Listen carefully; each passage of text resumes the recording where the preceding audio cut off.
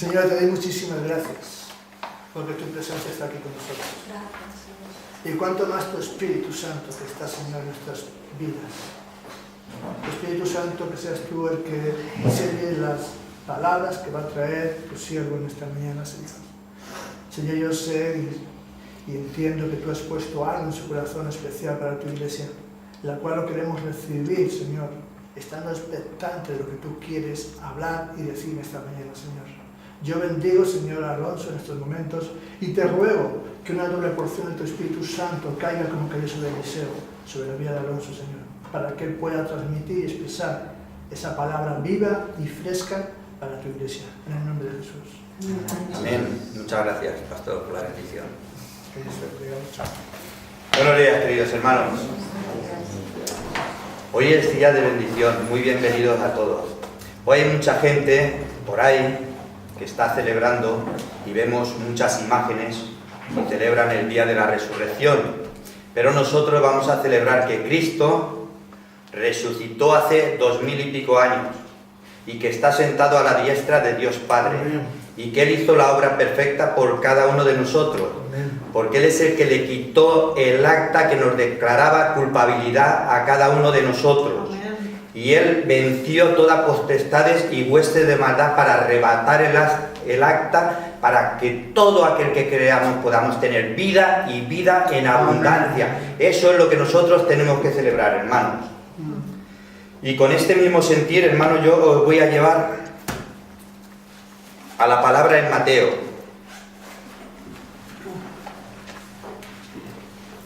Vamos a ir al capítulo 26.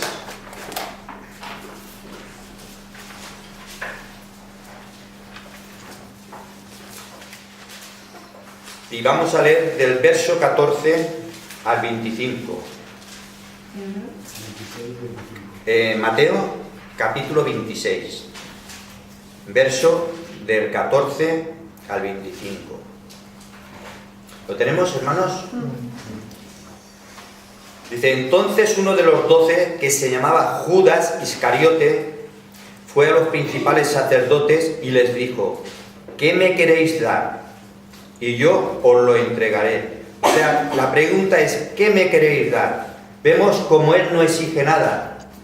Simplemente vende a nuestro Señor por lo que le quieran dar. ¿Qué me queréis dar? Y yo os lo entregaré. Y ellos le asignaron 30 piezas de plata y desde entonces buscaba la oportunidad para entregarle. El primer día de la fiesta de los panes sin levadura, vinieron los discípulos a Jesús, diciéndole, ¿dónde quieres que preparemos para que comamos la Pascua? Y él dijo, id a la ciudad a cierto hombre y decidle, el maestro dice, mi tiempo está cerca, o sea, está anunciando ya su muerte. En tu casa celebraré la Pascua con mis discípulos.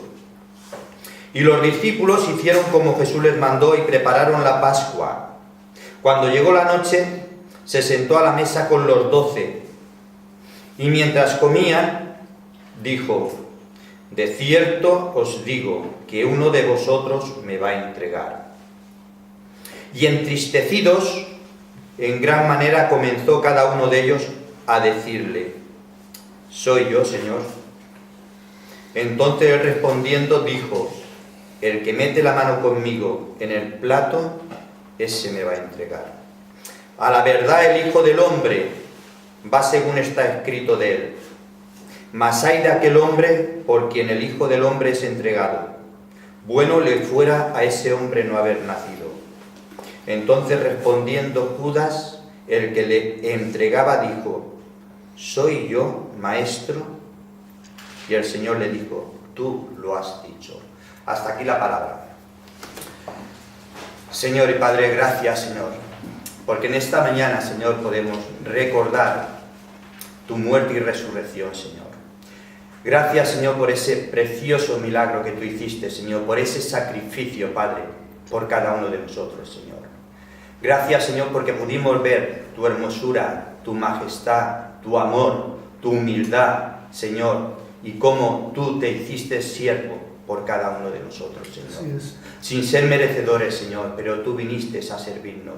Tú eras el buen pastor, Señor. Gracias por el privilegio, Señor, de que un día tú viniste a nuestras vidas, Señor. Cuando realmente estábamos perdidos, estábamos en oscuridades, Señor. Tú nos llamaste, Señor, como el buen pastor.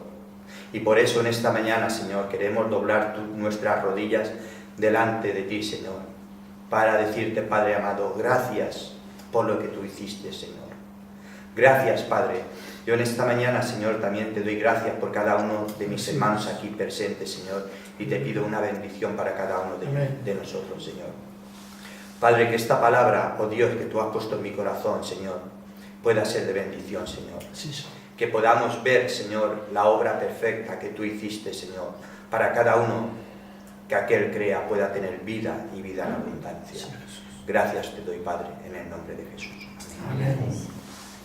Qué bueno, hermanos, que vemos como los discípulos tienen que ir a Jesús y decirle, Maestro, ¿dónde vamos a celebrar la Pascua? Ni aún tenían sitio donde podían celebrar la Pascua y tuvieron que ir a pedirle permiso dónde. Vemos como el maestro le dijo, ir a casa de este hombre y decir que mi hora está cerca y decirle que en su casa celebraremos la Pascua. Vemos que el Señor no le pregunta, ¿podemos celebrar la Pascua? No le pregunta, sino tiene autoridad, y con esa autoridad le dice, mi tiempo está cerca y en tu casa celebraremos la Pascua con mis discípulos. Y qué bueno, hermanos, que también con esa misma autoridad que el Señor tiene, quiere poseerte a ti y a mí, porque Él tiene algo precioso para nosotros. Y de la misma forma que Él nos compró a través de su sangre, quiere que seamos esos discípulos que Él tome con autoridad y podamos seguirlo, que podamos ver el modelo de Cristo para poder llegar donde Él quiere, hermanos. No sabemos si en la casa donde Jesús los manda, si era un conocido del Señor o era un amigo, pero el Señor dio la orden imperativa. En tu casa celebraremos la Pascua porque mi tiempo está cerca.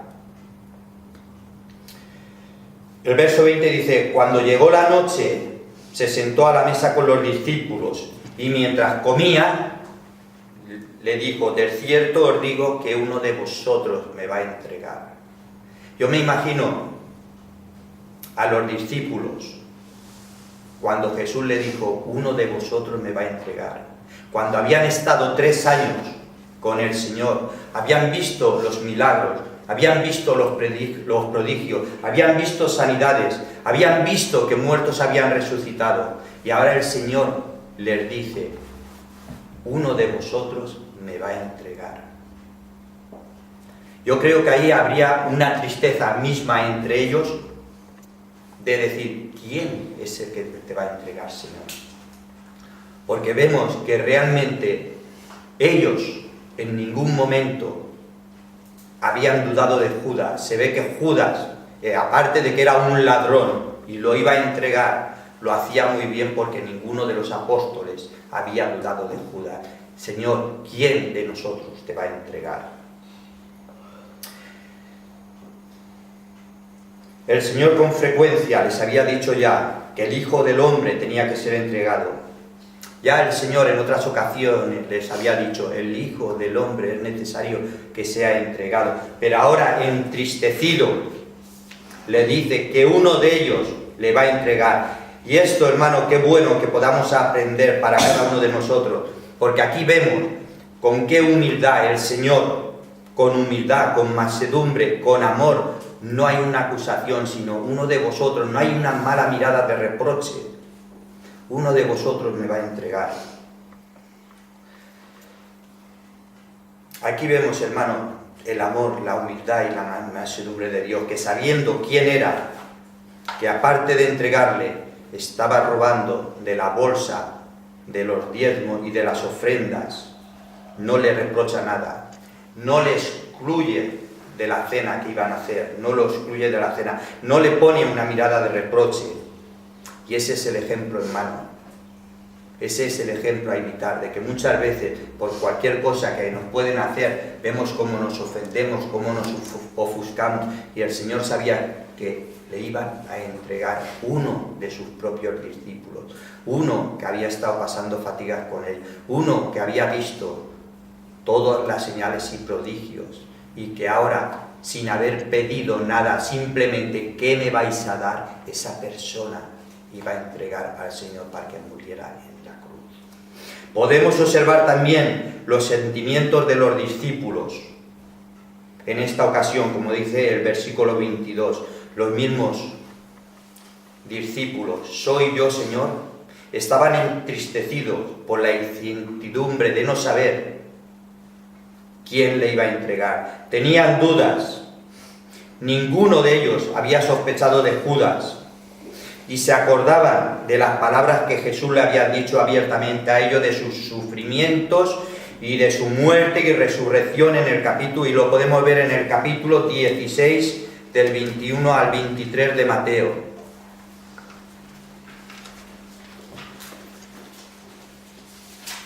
Dice, desde entonces comenzó Jesús a declarar a sus discípulos que le era necesario ir a Jerusalén a padecer mucho de los ancianos, de los principales sacerdotes y de los escribas, y ser muerto y resucitar al tercer día.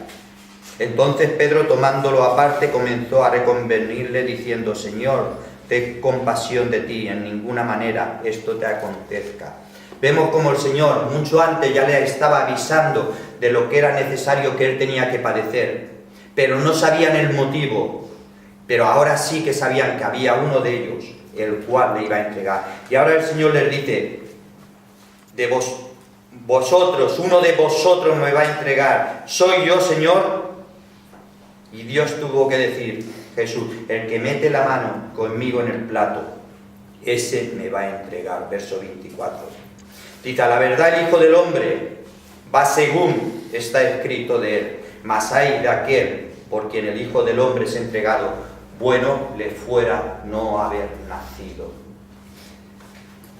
Y aquí vemos como disimulando Judas respondiendo, Maestro, soy yo.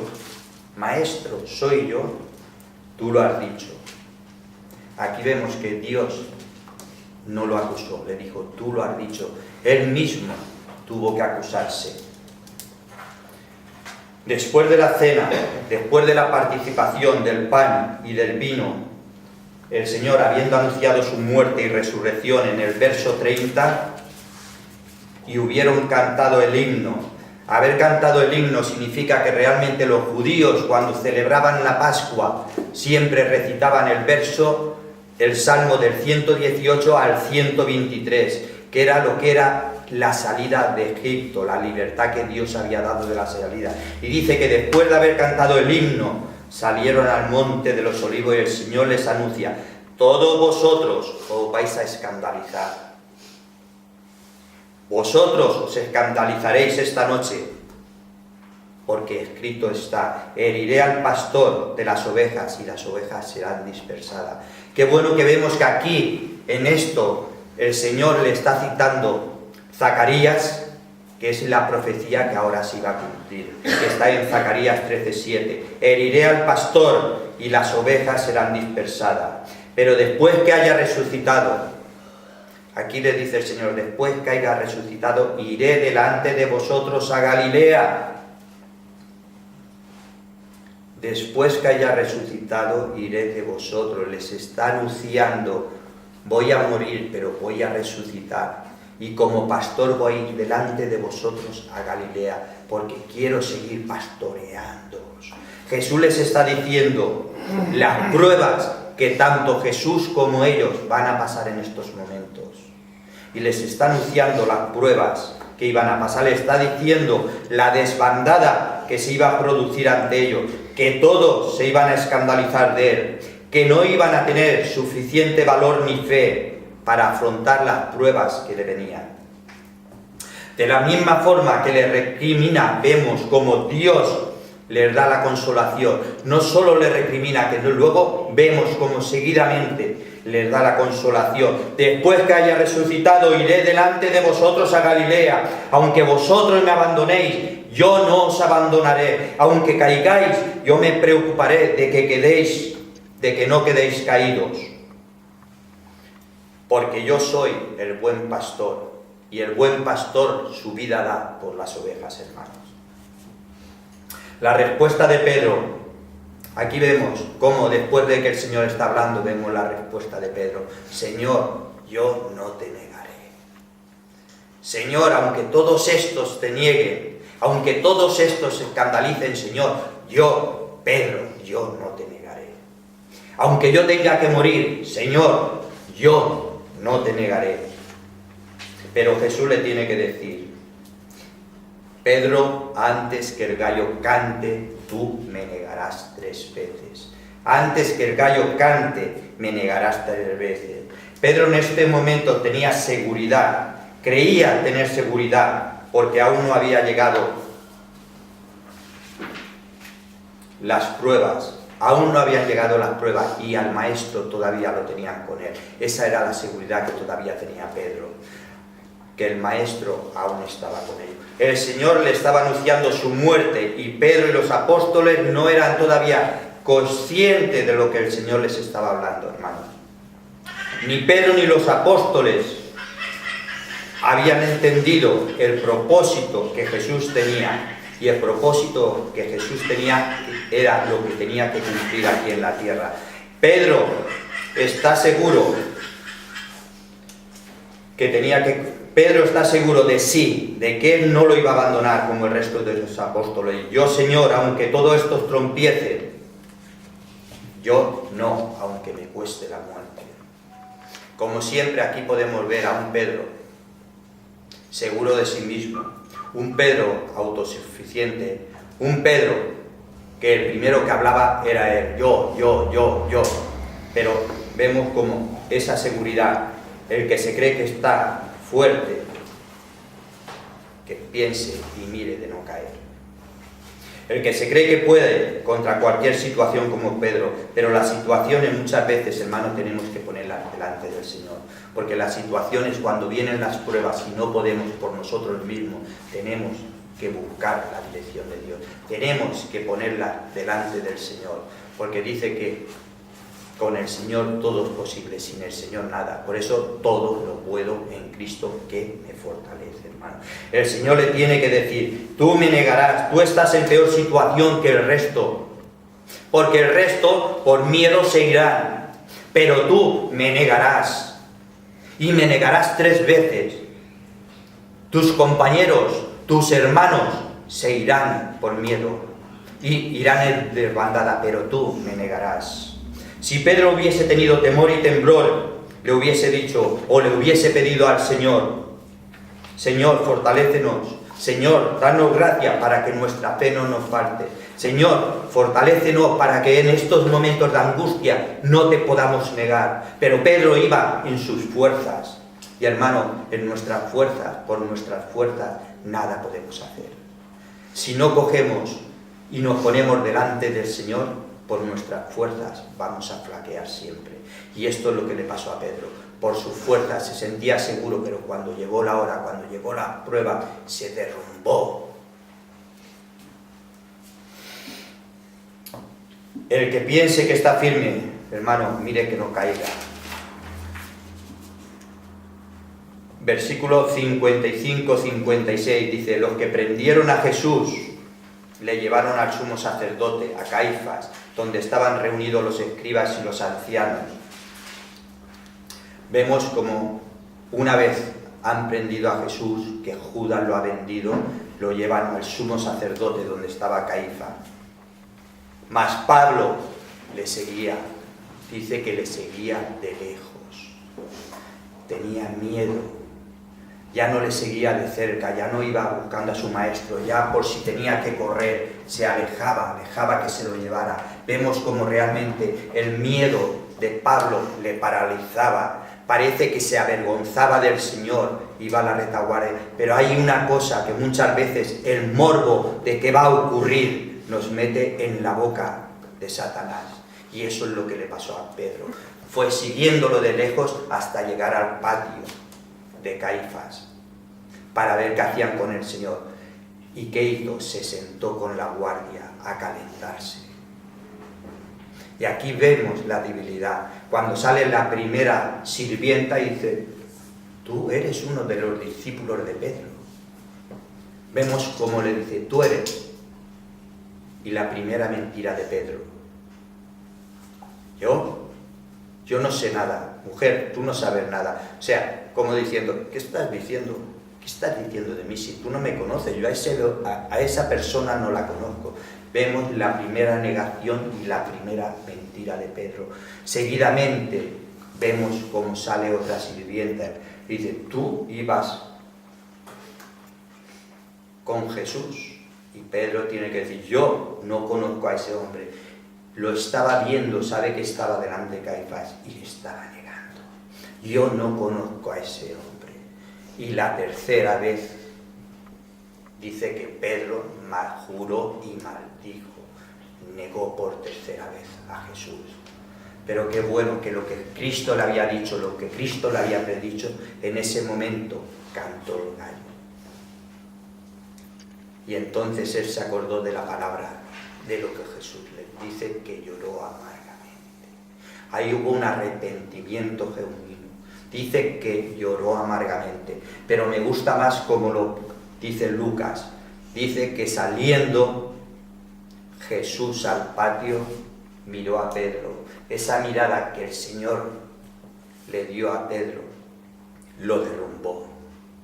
Esa mirada del Señor de humildad, de mansedumbre, queriendo decirle: Pedro, ¿te acuerdas de lo que anoche te dije? Que antes que cantara el gallo me negarías tres veces. Ahí vemos como Pedro se tuvo que romper y llorar amargamente, hermanos. Tuvo que llorar amargamente. Ahora Pedro había comprendido las palabras del Maestro. Ahora estaba humillado, ahora estaba destrozado, estaba aterrorizado por su negación. Mateo 10:33 dice: cualquiera que me niegue delante de los hombres, yo le negaré delante de mi Padre. El Maestro ya les había dicho a los apóstoles: cualquiera que me negare delante de los hombres, yo le negaré delante de mi Padre. Estas palabras ahora le venían a Pedro. Ahora Pedro estaba sintiendo el peso de su acusación. Cualquiera que me niegue delante de los hombres, yo le negaré delante de mi Padre. Cristo había anunciado muchas veces a sus discípulos que era necesario que Él padeciese, pero cuando llegó el momento, Pedro se aterrorizó y le negó como si nunca hubiese oído lo que el Señor le decía. Tú me negarás. Pedro ya no se acordaba de los milagros y sanidades que el Señor había hecho en los 3 años que había estado con Él. Pedro no le costó reconocerlo como Mesías e Hijo de Dios, cuando el Señor dijo en una ocasión: ¿qué dicen por ahí? Le preguntó a los apóstoles: ¿qué dicen por ahí quién yo soy? Pedro enseguida dijo: tú eres el Hijo, el Mesías, el Hijo del Dios viviente. Ahora le estaba negando. Ahora vemos cómo le estaba negando, a través del miedo. ¿Quién dice que soy? Pero ahora que lo veían abandonado, despreciado y escarnecido, se avergonzaba de él. El miedo era tan grande que no quería ninguna conexión con él. Por eso las mismas palabras que Dios dijo: os escandalizaréis de mí y me abandonaréis. Ahora vemos cómo realmente se cumplían las palabras que el Señor estaba diciendo. El miedo era tan grande que no quería ninguna conexión con él. Y Pedro tuvo que jurar y maldecir. Ahora vemos el mismo, el pescador de Galilea, el viejo lobo de mar. Había salido el viejo hombre por temor y por miedo. Pero cuando el gallo cantó, tuvo que llorar. Hubo arrepentimiento genuino por haber negado a su maestro. Y después de la resurrección, en Juan 21, del 15 al 19,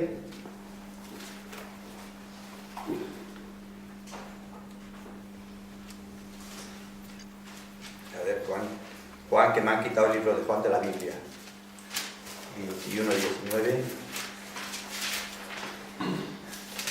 21, 15 al 19. Dice, cuando hubieron comido, Jesús dijo, Simón, Pedro, Simón, hijo de Jonás, ¿me amas más que esto? Le respondió, sí, Señor, tú sabes que te amo. Él le dijo, apacienta mis corderos. Volvió a decirle la segunda vez, Simón, hijo de Jonás, ¿me amas? Pedro le respondió, sí, Señor, tú sabes que te amo. Le dijo, pastorea mis ovejas. Le preguntó por tercera vez, Simón, hijo de Jonás, ¿me amas? Pedro se entristeció de que le dijera la tercera vez, me ama, y le respondió, Señor, tú lo sabes todo, tú sabes que te amo. Jesús le dijo, apacienta mis ovejas. De cierto te digo, que cuando eras más joven te ceñías e ibas donde querías, mas cuando ya seas viejo, extenderás tus manos y te ceñirá otro y te llevará a donde no quiera. Esto dijo, dando a entender con qué muerte había de glorificar a Dios. Y dicho esto, añadió, sígueme. Aquí vemos, hermanos, que después de la resurrección podemos ver la transformación que Dios hace con sus discípulos y el inmenso amor para no reprocharle nada. Aunque Él se sienta humillado por nosotros, Él nunca nos humilla. Ese es el gran amor de Cristo. Después de la resurrección, el Señor se había aparecido ya 3 veces en el camino de Emaús a los hermanos. Cuando fueron a la tumba, a las mujeres, y esta tercera vez a los apóstoles. Después de la resurrección, el Señor se había aparecido ya 3 veces, Juan 21, 15. Después de la pesca milagrosa y de comer la pesca con los discípulos, Pedro estaba ante la mirada de Jesús. Y yo pienso, hermanos, no quiero imaginarme los pensamientos que a Pedro le podrían pasar por la cabeza después de haberle negado y estar enfrente de Jesús, ante su mirada. Porque cuando realmente le fallamos y nos ponemos delante del Señor, hay algo en nuestro corazón que realmente nos compuje, y es el arrepentimiento genuino. Y yo no quiero imaginarme los pensamientos de Pedro sabiendo que había negado a su Señor. Podría pensar que Jesús le rechazaría, pero hermanos, Dios siempre nos consuela porque nos ama. Dios nos consuela porque nos ama.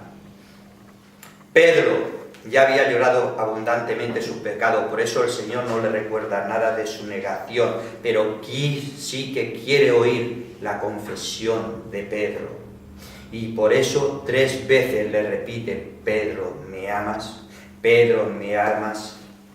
Y es el verbo griego, amor agape.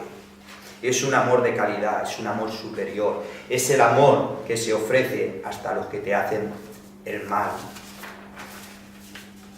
Este es el amor genuino, y este, hermano, es el amor genuino que Dios da por cada uno de la humanidad. Que aunque le niegues, Él busca tu arrepentimiento.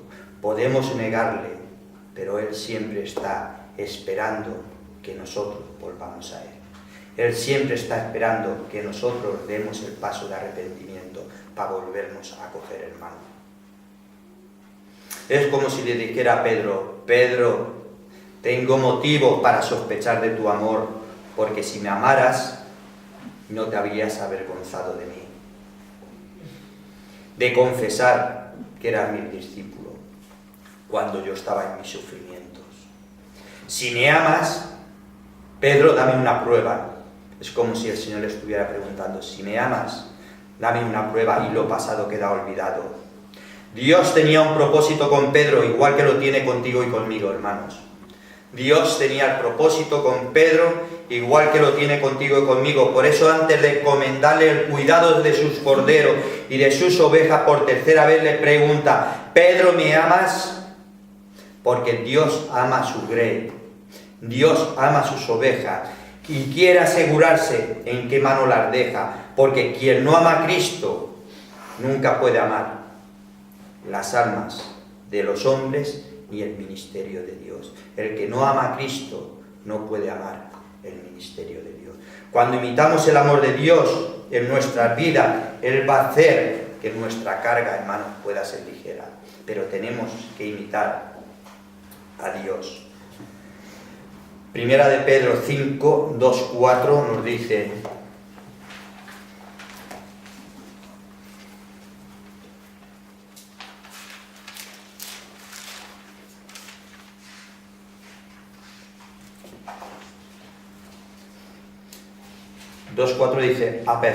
apacentar la grey de Dios que está entre vosotros, cuidando de ella, no por fuerza, sino voluntariamente, no por ganancias deshonestas, sino con ánimo pronto, no como teniendo señorío sobre las que están a vuestro cuidado, sino siendo ejemplos de la grey. Esa es la pregunta que el Señor le está haciendo ahora a Pedro. Por eso, esto es lo que Cristo demanda de Pedro y de cada uno de nosotros como siervos de Dios. La razón porque Jesús hace esta pregunta a Pedro 3 veces, porque Pedro en el aposento alto, aunque todos se escandalicen de ti, yo no. Le había dicho al Señor en el aposento alto: aunque todos se escandalicen, Señor, yo no me escandalizaré de ti. Yo no te negaré. Aunque todos te nieguen, yo no te negaré. Aunque todos estos trompiecen, yo no trompezaré. Mateo 26, 33 es lo que nos dice.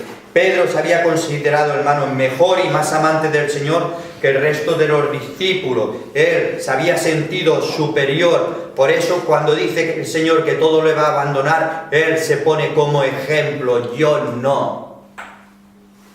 Está desafiando al Señor: yo no te voy a abandonar, yo no te voy a negar. Ahora había tenido el encuentro personal con Jesús.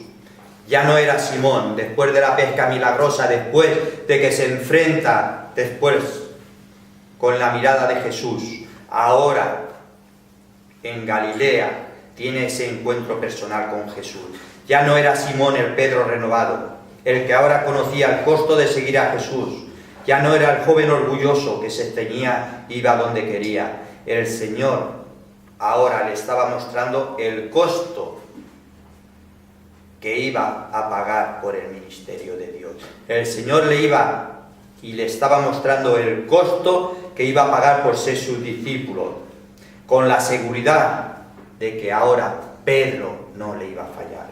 Ahora Jesús tenía la seguridad de que Pedro no le iba a fallar, ni a flaquear, ni a dudar. Dios había visto lo profundo ahora del corazón de Pedro. Hechos 2:6.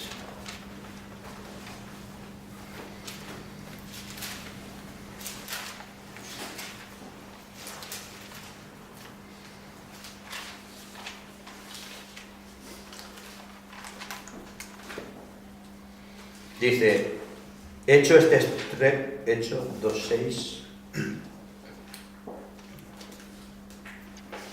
Hechos 12:6, perdón.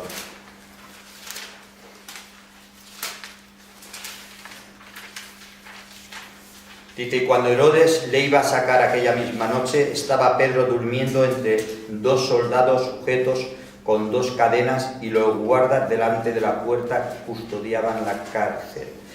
Aquí vemos como Pedro, por el Evangelio, estaba en la cárcel, custodiado por 2 guardias, cuando lo iban a sacar para ejecutarlo. Y Pedro estaba durmiendo porque tenía gozo, porque no tenía miedo, porque ahora ya no le importaba decir que él era discípulo de Cristo, porque descansaba en Cristo. Por eso vemos que Dios ya había visto lo profundo de su corazón. Ahora Pedro había entendido el propósito de Dios en él. Tenía claro de quién dependía, tenía claro quién le cuidaba, tenía claro quién le sustentaba, tenía claro que nadie ni nada le podía tocar. Nadie ni nada podía tocarle un pelo sin consentimiento de su Señor. Por eso cuando estaba preso y Herodes lo iba a sacar para matarlo, como había hecho con Jacobo, Pedro encarcelado estaba durmiendo, descansando en el Señor. Él sabía que hasta que no se cumpliese el propósito que Dios tenía en su vida, nada ni nadie podía tocarlo.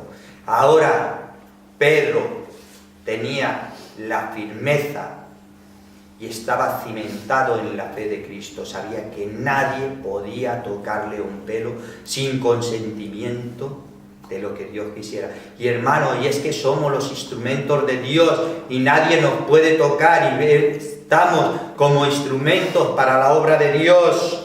Él sabía que hasta que no se cumpliera el propósito de Dios en su vida, nada ni nadie podía tocarlo. Pedro tenía ahora la seguridad y la fe de quien dependía. Aquí hemos visto, hermano, cómo muchas veces, y con esto concluyo, cómo podemos fallarle al Señor. Cuando vienen las pruebas al límite, como Pedro, podemos fallarle al Señor. Pero el único que no nos falla es el Señor, porque siempre busca que nos arrepentamos para volver a acogernos con los brazos abiertos. Pero también podemos ver que de la misma forma que Pedro le negó, podemos tomar el ejemplo que su arrepentimiento luego fue para la disposición de Dios y que nunca más volvió a negar. Vemos un Pedro que estuvo luchando por la obra y que cuando fueron a crucificarlo dijo: no me crucifiquéis como a mi Señor, porque yo no tengo por qué tener ese honor, crucificarme con la cabeza hacia abajo. Ahí vimos la humildad que Pedro tuvo, pero tuvo que pasar por el fuego, tuvo que pasar por las pruebas. Y muchas veces, hermanos, nosotros tenemos que pasar por esas pruebas para decir realmente que somos discípulos de Cristo, pero tenemos que pasar las pruebas. No porque cuando vengan las pruebas tirarnos atrás, sino cuando vengan las pruebas es cuando tenemos que fortalecernos en el Señor y ponernos delante del trono del Señor y preguntarle: Señor, ¿por qué? Porque cuando le preguntemos una y otra vez, Él nos dará la respuesta. Amén. Que el Señor bendiga.